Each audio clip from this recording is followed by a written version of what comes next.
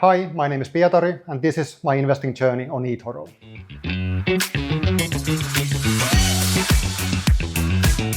Fundamentally, I chose eToro because of the popular investor program and the copy trading feature. I believe eToro is the only broker that has this program, and I wanted to give other people the chance to copy my strategy on eToro. My investment strategy is investing in the unpopular.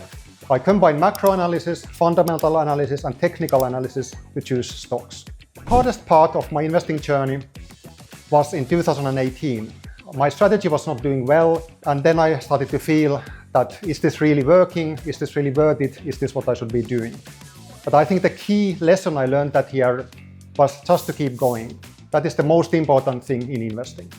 So the key milestone, I would say, was in end of 2021. That's the first time I was featured on the eToro copy trading page. And in just a week, several hundred people copied me on eToro. So I found that by being on eToro, many people can discover your strategy.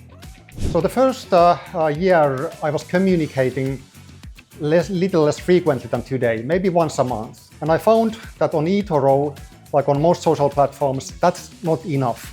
So you have to communicate more frequently to keep your copiers up to date about what you are doing. So today, as a result, I post an update once a week. Adaptation is fundamentally about investing in the unpopular, which is the idea of my strategy. So what I do is I look at what areas of the market have been doing badly over the last few years. And that changes from one year to the next.